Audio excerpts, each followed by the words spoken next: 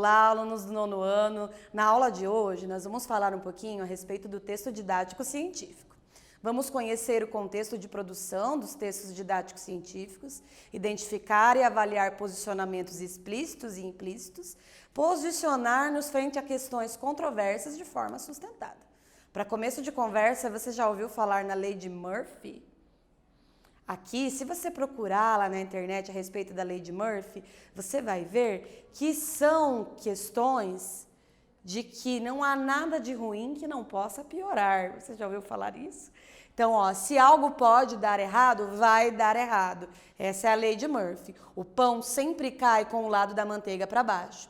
As meias sempre entram na máquina de lavar de 2 em 2 e saem de 1 em 1. Se você puder acertar o seu dedinho em qualquer quina, você vai acertar e vai doer demais. A lei de Murphy diz que se algo pode dar errado, dará.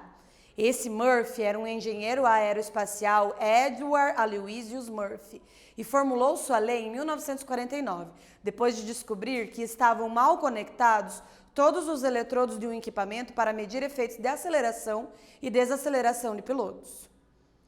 Antes de começarmos, pense a respeito das questões. O que é um texto didático científico? O que te remete à palavra científico? Cite alguns exemplos. Onde encontramos esses textos? Exemplos de textos científicos são artigos científicos, revistas de divulgação científica, trabalhos publicados em universidades. São textos científicos, como, por exemplo, a tese, a dissertação, a monografia. Todos esses são textos científicos, ok? Onde nós encontramos esses textos? São textos que circulam na esfera acadêmica, nas universidades. E agora, no entanto, vamos pensar em textos didáticos científicos. O que são textos didáticos científicos? Não são como os textos que circulam na área acadêmica. São textos que circulam em revistas de curiosidade, como, por exemplo, a National Geographic, como, por exemplo, a revista Super Interessante, que são revistas que divulgam pesquisas científicas de uma maneira mais leve, uma maneira mais solta, com uma linguagem que não é voltada para a parte científica, mas é voltada para o público em geral, para pessoas que são curiosas. Então, você não precisa ser um estudante de física para ler um texto que fale sobre física, do porquê que a manteiga cai sempre para baixo. Você pode ser somente um curioso. Qual a finalidade de um texto didático científico? Trazer informações para as pessoas em geral a respeito de um determinado tema. Fazer divulgação científica, no entanto, não somente para a comunidade acadêmica, mas para o público em geral. Quem produz esse gênero textual? Geralmente são jornalistas, são pessoas que estudam nessa área, né? Um texto didático científico é aquele que possui como objetivo a divulgação dos conhecimentos, informações e dados científicos de uma forma acessível, isso é, didática, de modo que o sujeito compreenda com facilidade os conteúdos. É fundamental o papel do texto didático científico na divulgação dos conteúdos obtidos por pesquisadores e cientistas no geral, sendo que tais conhecimentos aprimoram a sociedade gradualmente. Vamos entender como é que isso funciona. Pense o seguinte, os cientistas fazem algumas descobertas, mas do que adianta se essa descoberta ficar só lá no meio científico? Será que as outras pessoas que não são cientistas têm interesse em saber essas coisas que estão sendo descobertas? É claro que sim. As descobertas que são feitas no meio científico, elas são de interesse do público em geral. No entanto, alguns termos utilizados pelos cientistas, eles fogem um pouco do nosso cotidiano. Então, para que a gente consiga compreender bem esses textos, a linguagem do texto didático científico, ela é mais simplificada. Por exemplo, um texto produzido por um cientista da área da física, ele vai tentar simplificar a linguagem para que não só outros cientistas físicos entendam o texto que está sendo produzido, mas que pessoas em geral consigam compreender os termos que estão sendo mostrados ali. Por isso que o texto didático científico se volta para o público em geral e tem uma linguagem mais simplificada. As leis de Murphy são baseadas na ciência ou são obras do azar, crendices populares? Então, lá no início nós falamos da lei de Murphy. Se alguma coisa tem que dar errado, ela vai dar errado. Será que isso é científico ou foi um achismo, como obra do azar? O que você acha? Agora nós iremos ler um texto que explica o porquê que a manteiga cai sempre para baixo. Existe uma explicação científica para isso. No entanto, as leis de Murphy, de uma maneira geral, é uma crendice. Às vezes, algumas coisas dão errado, mas como, por exemplo, a questão das meias. Todas as vezes as meias entram de par em par e saem sozinhas. Não. Geralmente foi você que perdeu essa meia em outro lugar, ou você dividiu a lavagem em um pé, ficou em outro lugar. Então, às vezes a máquina engole a meia, né? Então, não é o azar em si, tem explicação. Só que você precisa pensar um pouco sobre isso, tá? Então, a lei de Murphy, na verdade, é uma crendice popular. Ela não é exatamente como uma lei da física, ok? Mas vamos ler um texto científico, então, que explica por que a manteiga sempre cai para o lado de baixo. Vamos observar? Por que a torrada cai de ponta cabeça? Parece perseguição do azar. Quando escapa da mão um pedaço de pão ou torrada, sempre aterriza com a manteiga voltada para baixo. Então, aqui nós temos a ideia central do parágrafo, dizendo sobre o que vai se tratar esse texto que a gente vai ler. Mas, segundo o físico Robert Matthew, da Universidade de Aston, em Brigham, na Inglaterra, o inevitável acidente não é obra do destino, mas resultado da ação da força da gravidade. Quem foi que falou que é resultado da força da ação da gravidade? Um físico, um cientista que estuda física. Portanto, ele tem uma voz autorizada para falar. Então, se alguém sabe do que está falando a respeito de leis da física, é a pessoa que estuda isso. E nesse caso, ele falou isso. Esse texto foi produzido pelo físico ou por outra pessoa? Nesse caso, nós podemos observar, olha lá, mas segundo o físico Robert, não foi o Robert que produziu o texto. O Robert fez um estudo. Então, um jornalista da Super Interessante, que é o texto que nós estamos lendo, leu o estudo, fez uma matéria a respeito disso e trouxe esse texto didático científico para nos trazer essa informação, tá? Observe a linguagem utilizada nesse primeiro parágrafo e responda. Para compreender o texto, por que a torrada cai de cabeça para baixo? O leitor deve ser um especialista em física? Explique. Lembre-se daquilo que eu falei sobre a aproximação com o leitor e eu já retomo com vocês.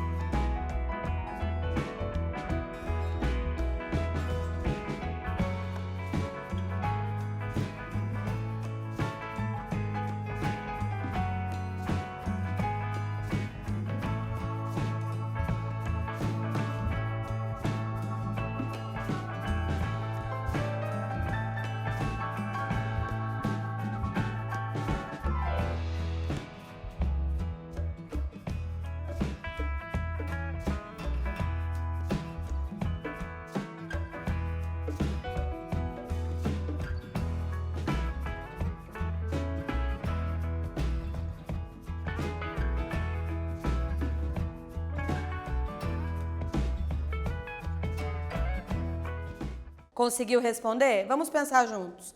A linguagem utilizada no texto didático científico é clara, objetiva, ela é voltada para o grande público. Então, não, você não precisa ser um físico para compreender. Se fosse o texto científico, talvez um estudante de física conseguisse ter acesso a esse texto. Não necessariamente uma pessoa já formada, um físico. No entanto, para nós que somos o público comum, um texto científico da área da física seria um pouquinho mais difícil de entender. Mas esse texto aqui, ele é muito simples de ser compreendido. Então, não, como ele é didático científico, não precisa que você seja um físico, basta que você seja leitor. A linguagem é clara, a didática do texto nos leva a crer que ele se destina a pessoas comuns. Qualquer pessoa interessada no assunto é capaz de ler, e não apenas os especialistas em física. Então, aí é a resposta. Vamos continuar com o texto. Depois de passar dias criando e resolvendo complicadas equações, ele chegou à conclusão de que a manteiga sempre vai de encontro ao chão simplesmente porque a torrada não tem tempo, durante a queda, de se virar para cima. Quando escorrega de uma mesa de altura média, cerca de 80 centímetros, ela começa a girar no ar. Daí para frente, o movimento segue o mesmo sentido ao longo e logo vem a queda. Então, o que acontece? Ela caiu aqui, ela vai virando, e aí é bem provável que ela caia de cabeça para baixo. Claro, ela não faz toda essa virada, mas ela faz uma virada. E não dá tempo de ela virar de novo, por isso que ela cai para baixo. Eu acreditava que pela parte da manteiga estar em cima, ela pesasse mais. Mas no estudo ele não falou nada disso. Isso era uma crença minha. Mas o que ele disse? Porque ela estava assim. Quando ela cai, ela vai virar. E aí ela não tem tempo de desvirar, como se fosse um gato, né? Porque o gato, se a gente soltar ele aqui, ele cai, já cai de pé. Mas a torrada não tem vida própria e ela não vai cair de pé. Então ela vai cair viradinha mesmo, de acordo com o cientista. Para não cair de cabeça para baixo, a torrada teria que dar uma volta bem grande em torno de si mesma, ou seja, percorrer cerca de 270 graus, voltando a face amanteigada para cima. Mas no final dos 80 centímetros da viagem, ela não tem tempo para isso. Matthews fez os cálculos e concluiu: se não quiser manchar o tapete, é melhor comer a sua torrada no alto de uma escada. Então, qual que é a opinião que o Robert Matthews disse? Que não dá tempo dessa torrada fazer ali o giro completo e é por isso que ela cai com a parte da manteiga virada para baixo. Atividade de número 2, vamos ler. Sobre o texto, porque a torrada cai de ponta cabeça, assinale a alternativa correta. Letra A. O autor do texto é um cientista que publicou em uma revista com o objetivo de contar um fato? Letra B. O autor do texto pode ser o jornalista da Superinteressante, cujo objetivo é informar um conhecimento científico de modo simples? Qual desses você acredita ser verdadeiro? Assinale, nós já retornamos.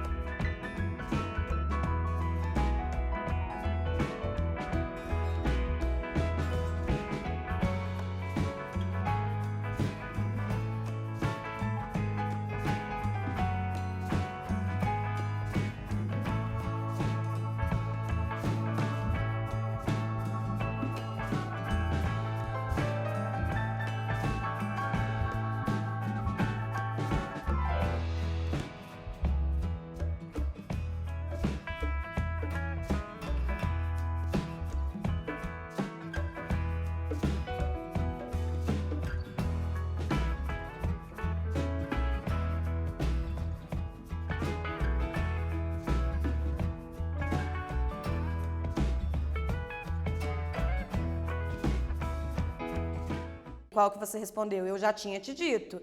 O autor não é o cientista Robert Matthew. O autor é o jornalista da Super Interessante. Logo, resposta correta, letra B. Ele é um jornalista cujo objetivo é informar um conhecimento científico de modo simples. Atividade de número 3. Considerando o que já estudamos a respeito dos textos didáticos científicos, podemos dizer que o texto "Por que a torrada cai de ponta cabeça?" se enquadra nesse perfil? Por quê? Explique bem a sua resposta, escreva lá no seu caderno e nós já retornamos.